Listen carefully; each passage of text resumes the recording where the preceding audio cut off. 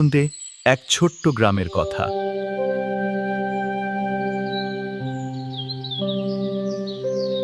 রাহুল নামে এক যুবক ছিল সেখানে।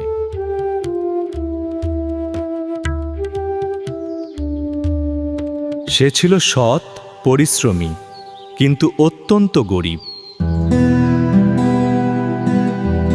দিনরাত খেটেও দুবেলা ঠিকমতো খেতে পারত না। গ্রামের শেষ প্রান্তে বটগাছতলায় থাকতেন হরিশঙ্কর।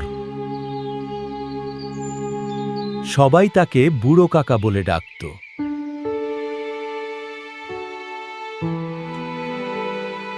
বয়স্ক মানুষটির মুখে সদা হাসি, চোখে শান্তি। তার একটা সাদা খরগোশ ছিল, নাম দিয়েছিলেন চাঁদু।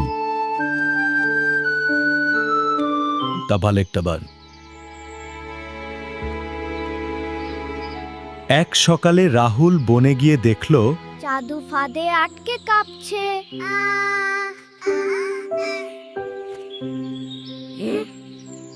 সে ফাঁদ খুলে খরগোশকে মুক্ত করল।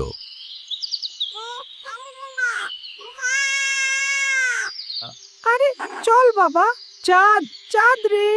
চাঁদু চোখ তুলে তাকালো, যেন বলল, উপকার ভুলবো না। সেই রাতে 3 অহংকারী লোক এলো গ্রামে। রাজা, ধনী ব্যবসায়ী আর এক প্রভাবশালী লোক।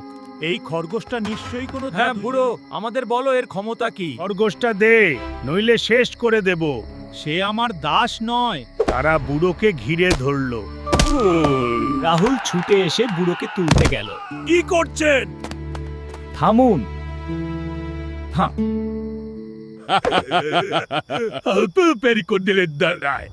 তারা চাঁদুকে ধরে নিয়ে গেল। রামভু মাসের কাহানো। গ্রামবাসী ভয়ে চুপ, কেউ কিছু বলল না। 3 অহংকারী খরগোশ নিয়ে বিমানে উঠল।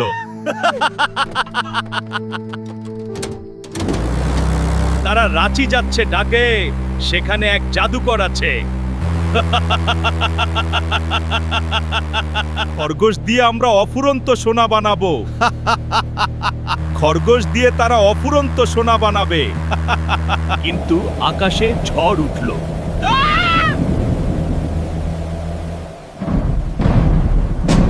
বিদ্যুৎ পড়ে বিমান নড়বড়ে হয়ে গেল। কি হচ্ছে? আমরা মরে যাব। পাইলট ভয়ে বিমান নামাতে চাইল। খারাগোশটা ককপিটে। মেডে মেডে, আমরা বিপদ। 3 অহংকারী পাইলটকে মারতে লাগলো। উড়িয়ে নে, আমরা জিতবই। আমাকে নামিয়ে দাও এখনই। আমরা সবাই মরে যাব। Control now. They were injured, lost everything, নাগাদ, money, ego, everything. রাস্তায় ভিক্ষুকের মতো বসে রইল তারা। এদিকে চাঁদু ফিরে এলো গ্রামে। চাঁদু, তুমি ফিরে এসেছো। রাহুলের কাছে লাফিয়ে গিয়ে বলল,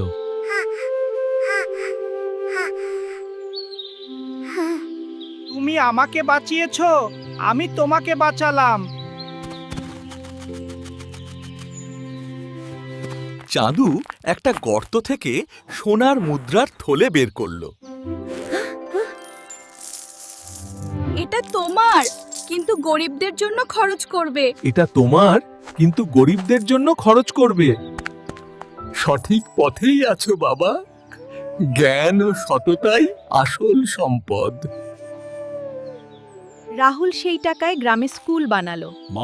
গ্রামবাসীরা একসঙ্গে কাজ করে ইট আর মাটি নিয়ে ভিত্তি তৈরি করলো। খাবারের প্যাকেটগুলো ধরুন, সবাই পাবেন। আপনাদের সহায়তার জন্য অনেক ধন্যবাদ।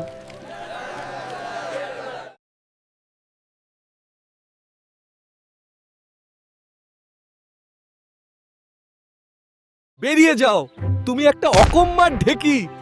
আপনাকে অনেক ধন্যবাদ। আমরা খুব খুশি।